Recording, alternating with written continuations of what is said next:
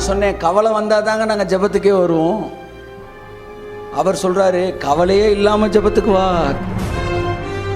நீங்கள் ஜெபிக்க வரும்போது ஒன்றுக்கும் கவலைப்படாமல் ஜெபிக்க வேண்டும். அவற்றை வரும்போது அவர் யாருன்னு உங்களுக்கு தெரிஞ்சிருந்தா நீங்க கவலைப்பட மாட்டீங்க.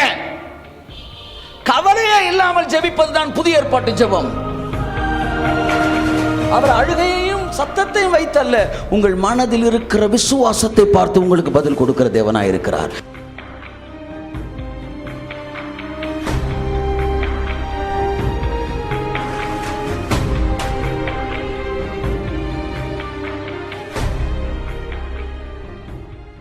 என் அன்புக்குரியவர்களே, let us come to the subject. இப்போ ப்ரேயரை பற்றி நான் பேச விரும்புகிறேன். ஏனென்றால் நீங்கள் ஜெபத்திற்காய் கூடி வந்திருக்கிறீர்கள். So I want to give some tips about prayer. ஜெபத்தை குறித்த சில டிப்ஸ் உங்களுக்கு கொடுக்க விரும்புகிறேன். எப்படி உங்கள் ஜெபம் வல்லமையுள்ள ஜெபமாய் மாறுகிறது. ஆமென் சொல்லுங்கள். என் அன்புக்குரியவர்களே, எப்பொழுது உங்கள் ஜெபத்திற்கு தேவன் விரைவான பதிலை தருகிறார். ஆமென் சொல்லுவோம். வாசிப்போம் சங்கீதம் 37. கர்த்தரிடத்தில் மனமகிழ்ச்சியாய் இரு, அவர் உன் இருதயத்தின் வேண்டுதல்களை எல்லாம் உனக்கு அருளி செய்வார். இந்த வசனம் புரிஞ்சிச்சுன்றவங்க ஒரு அல்லேலூயா சொல்லுங்க. நான் 2வது பகுதியை சொல்லுவேன், நீங்க முதல் பகுதியை சொல்லணும். அவர் உன் இருதயத்தின் வேண்டுதல்களை எல்லாம் அருளி செய்வார். ஹலோ, மனசுல நினைக்கிறதெல்லாம் தருவாராம். எப்ப தெரியுமா? மனமகிழ்ச்சியா இருந்தா. ஹல்லேலூயா. அழுதாதான் சார் தருவாரு. சரி, நான் உங்கள்கிட்ட சண்டை போட விரும்பல, உங்க லைனுக்கே வரேன். அழுதா கேட்டதை தருவாரு, சிரிச்சா நினைச்சதே தருவாரு. அல்லேலூயா. நான் சொல்ல வசனம் சொல்லுது, உன் இருதயத்தின் வேண்டுதல்கள். அப்படின்னா என்ன? வாயில ஒண்ணும் வரல, எங்க இருக்கு? இருதயம் கேக்குது. அழுதா கேட்டதை தராரு, சிரிச்சா நினைச்சதை தராரு. அப்படியே எழுதிக்கணும். அழுதா கேட்டதை தராரு, சிரிச்சா நினைச்சதே தராரு. திரும்ப நான் சொல்றேன், அழுதா முடிங்க, நீங்க அழுதா கேட்டதை தருவார். உன் கண்ணீரை கண்டேன், உன் விண்ணப்பத்தை, விண்ணப்பம் வரணும். அழுதா கேட்டதை தராரு. 37:4 சொல்லுது, சிரிச்சா நினைச்சதை தராரு. ஏனென்றால் சிரிப்பு என்பது விசுவாசத்தின் அடையாளம். சாமானியமா சிரிக்க முடியாது சிஸ்டர். 10 பொம்பளை ஈஸியா அழுதுருவாங்க, ஆனா அவளை சீக்கிரத்தில் சிரிக்க மாட்டாங்க. அழுகிறது ஈஸி, சிரிக்கிறது கஷ்டம். ஏன்னா அவர் என்னை காப்பார் என்கிற நம்பிக்கை இருக்கிறவன் தான் சிரிப்பான். கர்த்தர் என்னை உயர்த்துவான்ற நம்பிக்கை இருக்கிறவன் தான் சிரிப்பான். ஸோ உங்களுடைய சிரிப்பு, உங்களுக்கு விசுவாசம் இருந்தா தான் வெளியே வரும். புரியுதா உங்களுக்கு? If you don't have faith, you will not have smile and holy laughing. சந்தோஷம் கிடையாது, ஜாய்ஃபுல் ஸ்பிரிட் இருக்காது உங்களுக்கு. அல்லேலூயா சொல்லுங்க. சரி, ஏசாயால தானே இருக்கு, உன் கண்ணீரை கண்டேன், விண்ணப்பத்தை கேட்டேன், கண்ணீரை கண்டேன். அப்ப நான் சொன்னதுக்கு ரெஃபரன்ஸ் இது. அழுதா கேட்டதை தருவார், ரெஃபரன்ஸ் அது. சிரிச்சா நினைச்சதை தருவார், ரெஃபரன்ஸ் இது. சங்கீதம் 37:4. நான் சொந்த பிரசங்கத்தை பண்ணலை, நான் பைபிள் தந்த பிரசங்கத்தை தான் பண்ணிட்டு இருக்கிறேன். ஆமென் சொல்லுங்க. மனமகிழ்ச்சி ஆகிரு. அந்த வசனத்தை எல்லாம் சேர்ந்து வாசிப்போம். கர்த்தரிடத்தில்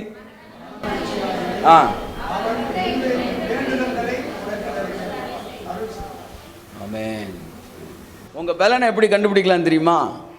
நீங்க எவ்வளவு சிரிச்சுக்கிட்டே இருக்கீங்கன்ற வச்சு கண்டுபிடிக்கலாம்.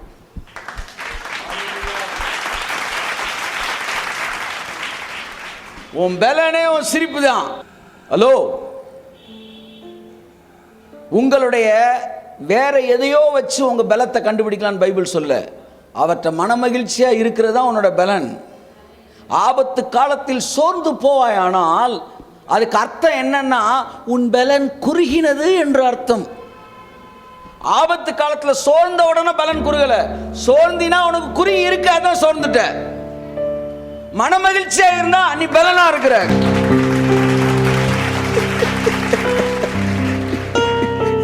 சிரிங்களே கொஞ்சம், முன் வரிசையில் உட்காந்து சிரிங்க. அவர் பார்த்துக்குவார் சிஸ்டர், பார்த்துக்குவார், எல்லாரையும் பார்த்துக்குவார். எல்லாரும் உங்கள் நண்பர்களை பார்த்துக்குவார், உங்களை எதிரிகளை பார்த்துக்குவார், குடும்பத்தை பார்த்துக்குவார், பிள்ளைகளை பார்த்துக்குவார், வேலையை பார்த்துக்குவார், தொழிலை பார்த்துக்குவார். யெகோவா ஈரே என்றால் எல்லாம் பார்த்து கொள்ளப்படும். கை தட்டுங்க. எல்லாம்னா அது வந்துடுது. அது எல்லாம் எல்லாம் சொல்லுங்க. கோடு எங்க போடணும்? யெகோவா ஈரேன்னா என்ன? அந்த எல்லாம கொஞ்சம் அழுத்தி சொல்லுங்களேன். யெகோவா ஈரே, யெகோவா ஈரே, நல்லா சொல்லுங்க. எல்லாம் அப்படி சொல்லணும். யெகோவா ஈரே, யெகோவா ஈரே. இவ்வகையான பார்வை, this kind of understanding, இவ்வகையான புரிந்து கொள்ளுதல் உங்களை எப்பவுமே சந்தோஷமா வச்சிருக்கும். இதை புரிஞ்சுக்கணும். அவர் எப்பேற்பட்டவர். பிலிப்பை பார்த்து சொன்னார், 3.5 வருஷம் என் கூட சுத்தினியே, ஆனா இவ்வளவு காலம் நீ என்னோடு கூட இருந்தும் நீ என்னை அறியவில்லையான்னு கேட்டார். நீ எத்தனை வருஷம் கூட இருந்தீங்கன்ற முக்கியம் இல்லை, நீங்க எவ்வளவு அவரை அறிஞ்சுக்கிட்டீங்கன்னு முக்கியம். அவர் யாருங்க? எல்லாத்தையும் பார்த்துக்குவாருங்க. ஹல்லேலூயா, ஹல்லேலூயா, ஹல்லேலூயா. என் அன்புக்குரியவர்களே, உங்கள் மன மகிழ்ச்சி தான் உங்க இருதயத்தின் வேண்டுதல்களை எல்லாம் உங்களுக்கு அறிவிக்குமா, உங்களுக்கு தருமா. அப்ப யார் யாருக்கெல்லாம் ஜெபத்துக்கு பதில் வேணும்னு நினைக்கிறீங்க? கை தூக்குங்க. அந்த கை தூக்காதெல்லாம் எந்திரிச்சு அப்படி வெளியே போயிருங்க. இல்லை ஜெபத்துக்கு வந்துட்டு ஜெபத்துக்கு பதில் கிடைக்குமா விரும்புறீங்களான்னு அமைதியாக இருந்தால் என்ன அர்த்தம்? கை தூக்குங்க. ஜெபத்துக்கு பதில் வரும் நினைக்கிறீங்களா? ஆமென்.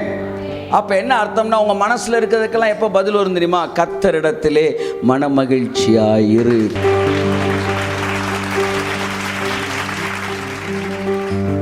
ஓகே, இப்போ let us come to the another verse. பிலிப்பியர் 4. ஜெபம் பண்ணும்போது எப்படி ஜெபம் பண்ணணும்னு பைபிளில் இருக்கு. யாரெல்லாம் பைபிள் சொல்ற மாதிரி ஜெபிக்கணும்னு நினைக்கிறீங்க? கை தூக்குங்க. பைபிள் சொல்ற மாதிரி ஜெபிக்கணும்னு விரும்புறீங்களா? ஒரே ஒரு வசனத்தை வாசித்து உங்களுக்கு முடிச்சிடறேன். சரியா? வாசிங்க. 4:6.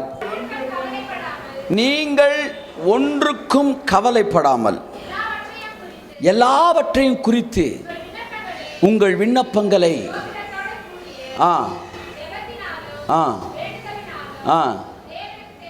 எல்லாம் சொல்லுங்க, தேவனுக்கு சத்தமா சொல்லுங்க, தெரியப்படுத்துங்கள். அப்ப ஜெபம் அது எப்படி ஜெபிக்கணுமா? நீங்கள் ஒன்றுக்கும் ஜெபம் பண்றப்ப எப்படி ஜெபிக்கணுமா? நான் சொன்னேன், கவலை வந்தாதாங்க நாங்கள் ஜெபத்துக்கே வருவோம். அவர் சொல்றாரு, கவலையே இல்லாம ஜெபத்துக்கு வா. நம்மலாம் கவலைப்பட்டாதானே ஜெபிப்போம். அவர் கவலையே படாம ஜெபம் பண்ண. எப்படி எப்படி ஜெபத்துக்கு வரும்போது கவலைப்படாம வரணுமா? நம்மளாம் கவலைப்பட்டாதான் வருவோம். அவர் கவலைப்படாம ஆன்றாரு. ஏன்? கொடுக்க போறது அவரு, கொடுக்க போறது அவரு. வாங்குறவனுக்கு வலிக்குமா, கொடுக்கிறவனுக்கு வலிக்குமா? கொடுக்கிற ஆளுக்கு தான் வலிக்கணும். ஆனால் அவர் சந்தோஷமா இருக்கிறார். நீங்கள் வாங்குறாலே சந்தோஷமா இல்லைன்னு எனக்கு தெரியல. நீங்கள் ஜெபிக்க வரும்போது ஒன்றுக்கும் கவலைப்படாமல் ஜெபிக்க வேண்டும். அவற்றை வரும்போது அவர் யாருன்னு உங்களுக்கு தெரிஞ்சிருந்தா நீங்க கவலைப்பட மாட்டீங்க. கவலையே இல்லாமல் ஜெபிப்பது தான் புதிய ஏற்பாட்டு ஜெபம். கவலை இல்லாமல் ஜெபிப்பது யார் சொல்லி கொடுத்தது? வசனம் சொல்லி கொடுத்திருக்கு. என்ன சொல்லுது? ஒன்றுக்கும் கவலைப்படாமல் ஜெபியுங்கள். நான் சொல்லவா, கவலைப்படுறவன் ஜெபிக்க மாட்டாங்க. That is not prayer. அது புலம்பல். ஜெபம் வேற, புலம்பல் வேற. ஜெபம் என்ன தெரியுமா? விசுவாசத்துல வர்றது. இப்ப நான் பேச போறேன், கர்த்தர் எனக்கு பதில் கொடுக்க போறாரு, அது ஜெபம். நான் பேச போறேன், பதில் வரப்போகுது, அது ஜெபம். ஜெபம் என்பது விசுவாசத்தில் வருவது, புலம்பல் என்பது பயத்தில் வருவது. எதற்கும் கவலைப்படாமல் பண்ணுவதுதான் ஜெபம் புதிய ஏற்பாட்டில். உங்கள் கணவரை குறித்து நீங்க ஜெபிக்க போறீங்களா? கவலைப்படாமல் ஜெபத்துக்கு வரணும். எப்படி ஜெபத்துக்கு வரணும்? அப்போஸ்தலர் 16:31 சொல்லுகிறது, கர்த்தராகிய இயேசு கிறிஸ்துவை விசுவாசி, அப்பொழுது நீயும் உன் வீட்டாரும். ஆகவே இந்த வசனத்தின்படி என் வீட்டார் ரட்சிக்கப்பட போறாங்க, அவங்க ரட்சிக்கப்படுவாங்க. அதனால இப்ப நான் கவலை எல்லாம் அவர்கிட்ட நான் பேச வந்திருக்கிறேன். அல்லேலூயா. சரீர பலவீனத்தோடு வந்திருக்கீங்களா? அவருடைய தழும்புகளாலே குணமானீர்கள் என்று வேதம் சொல்லுகிறது. அதை நீங்கள் புரிந்து கொண்டால் கவலை உங்களுக்கு இருக்கிறாது. ஜெபத்துக்கும் கவலைக்கும் எதிர்மறைங்க. கவலையோட வர்றதெல்லாம் ஜெபமே கிடையாதுங்க. பைபிள் சொல்லுது கவலைப்படாமல் ஜெபம் பண்ணுங்கள். பக்கத்தில் கையை போட்டு சொல்லுங்க, கவலைப்படாமல் ஜெபம் பண்ணுங்க. காக்கும் தெய்வம் அவர் இருக்க கவலை பயம் உனக்கதுக்கு. அப்ப ஜெபம்னா என்ன? தேவனுக்கு தெரியப்படுத்துங்கள், தேவனுக்கு தெரியப்படுத்துங்கள். தேவன் சட்டையை பிடிச்சி இழுங்கன்னுலாம் இல்லை, தேவன்கிட்ட தெரியப்படுத்து. இன்ஃபார்ம் எல்லாம் சொல்லுங்க. இன்ஃபார்ம் பண்ணிட்டீங்களா? வெளியே கிளம்புறீங்க, இந்த ஃபாஸ்டிங் ப்ரேயர் போயிட்டு வரீங்க, என்ன பண்ணீங்க? இன்ஃபார்ம் பண்ணீங்க. கடவுள்கிட்ட இன்ஃபார்ம் பண்ணுமா? ஆண்டவரே ரொம்ப பிரச்சனை பண்ணிக்கிட்டே இருக்கிறாங்க, கொஞ்சம் என்னன்னு பார்த்து மேட்ரை முடிச்சு விடுங்க. இன்ஃபர்மேஷன் இல்லையா? அப்படி தானே இருக்கு. என்ன நீங்கள் நான் பார்க்குறது சரியில்லையே, நான் தப்பாக பிரசங்கம் பண்ணுற ரைட்டு தானே? எப்படி இருக்கு பைபிளில்? தேவனுக்கு தெரியப்படுத்திட்டீங்களா அப்படின்னு வாங்கல. ஒரு கல்யாணத்துக்கு தெரியப்படுத்திட்டீங்களா? ஒரு சாவுக்கு தெரியப்படுத்திட்டீங்களா? போனை போட்டு 1 மணி நேரம் கத்திட்டா இருக்கேன், வந்துருங்க பஸ், வந்துருங்க சார், வந்துருவார். ஏன்? அவர் காது நல்லா கேட்கும், அவரை விட இவருக்கு காது நல்லா கேட்கும். காதை உண்டாக்கினவர் கேளாதிருப்பாரா? கண்ணை உண்டாக்கினவர் காணாதிருப்பாரா? நான் ஒரு தடவை சொன்னாலே, நான் சொல்கிறதுக்கு முன்னாடி அவர் கேட்குமா? அப்போ நான் சொன்ன பிறகு எப்படி கேட்காம இருக்கும்? அப்போ ஜெபத்துக்கு எதுக்கு வரோம்? தெரியப்படுத்த வரோம். கை தட்டுங்க, வருது அவருக்கு தெரியப்படுத்த வரோம். ஜெபம்ன்றது பெரிய மல்யுத்தம் கிடையாதுங்க. முதல்ல புரிஞ்சுக்காங்க. ப்ரேயர் இஸ் நாட் ரெஸ்லிங், போட்டு உருள்றது இல்லை. ஜெபம் என்பது தெரியப்படுத்துவது. ஆண்டவரை விசுவாசம் இருந்தால் தேவையில்லாத எஃபர்ட்லாம் குறைஞ்சிரும். ஆண்டவரே இயேசு நாமத்தினால் நான் கேட்குறேன், நீ உணர்ச்சி வசப்படும்போது அழலாம், தப்பு இல்லை. சில நேரம் சத்தம் போடலாம், தப்பு இல்லை. ஆனால் சத்தத்தையும் அழுகையும் வச்சு உங்களுக்கு பதில் வரலை, உங்கள் விசுவாசத்தை வச்சு தான் உங்களுக்கு பதில் வருது. நீங்கள் அழுவது தவறல்ல, சத்தமிடுவது தவறல்ல, நான் தப்புன்னு சொல்லலை. ஆனால் இவ்வளவு சவுண்டு இருந்தால் தான் அவர் பதில் தருவார் நீங்கள் நினச்சிங்கன்னா அது தப்பு. நான் இன்னைக்கு அழவே இல்லையே, எனக்கு பதில் வருமா அப்படின்னு யோசிச்சா தப்பு. அவர் அழுகையையும் சத்தத்தையும் வைத்தல்ல, உங்கள் மனதில் இருக்கிற விசுவாசத்தை பார்த்து உங்களுக்கு பதில் கொடுக்கிற தேவனாய் இருக்கிறார். விசுவாசம் இருந்தால் மன மகிழ்ச்சி முகமலர்ச்சியை தரும். நீங்க அவருக்கு செய்யற பெரிய புண்ணியம் என்ன தெரியுமா? கையெடுத்து கும்புற ஊழியக்காரனை சிரிச்சுக்கிட்டே இருங்க. ஏன்னா உங்களை பார்க்குறவன் உங்கள் தேவன் உங்களை சந்தோஷமா வச்சிருக்காருன்னு சொல்லணும்.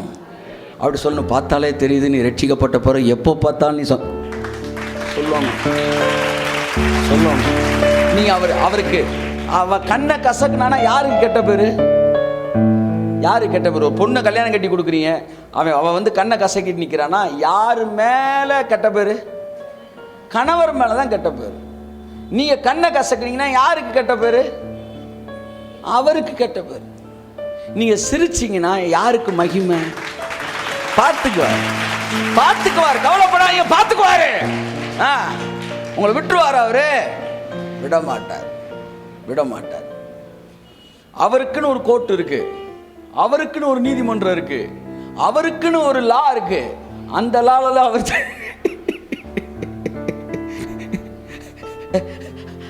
அந்த லா உங்களுக்கு ஜட்ஜ்மெண்ட் கொடுக்குறாரு. ஆமென் சொல்லுங்க. ஸோ அவரோட லா படி உங்க கூட மோதிர நொறுங்கிடுவாங்க. அவரோட லா படி உங்க குடும்பத்தில் இருக்க எல்லாம் ரட்சிக்கப்படுவாங்க. அவருடைய லாப்படி நீங்க கையிட்டு செய்கிற காரியங்களை அவர் ஆசீர்வதிப்பாரு. அவர் லாப்படி அவர் உங்களுக்கு முன்னாடி போய் கோணலானதை செவ்வையாக்குவாரு. அவருடைய லாப்படி நீதிமானுடைய பாதை ராஜபாதை. ஹல்லேலூயா. தினமும் ஒரு தியானம். ஃபேஸ்புக்கில் சகோதரர் டி ஜஸ்டின் அவர்களின் வீடியோவை தினமும் பார்க்க ஜஸ்டின் இந்தியா பேஜை லைக் கொடுக்கவும். 30 நாட்கள் 30 தியானங்கள். சகோதரர் டி ஜஸ்டின் அவர்களின் ஜென்டில் வாய்ஸ் தமிழ் மாத பத்திரிகை பெற உங்கள் முகவரியை 87 60 60 90 90 மற்றும் 87 60 60 90 20 என்ற எண்களுக்கு SMS செய்யவும். எங்களது முகவரி கர்த்தரின் சேனை சர்வதேச ஊழியங்கள் H37 TNHB காலனி செக்டார் 1 மற்றும் 2, டெலிஃபோன் எக்ஸ்சேஞ்ச் அருகில், ஆணையூர், மதுரை 17. எங்களுடைய தொலைபேசி எண்கள் 87 60 60 90 20, 87 60 60 90 30, 87 60 60 2000 மற்றும் 87 60 60 3000.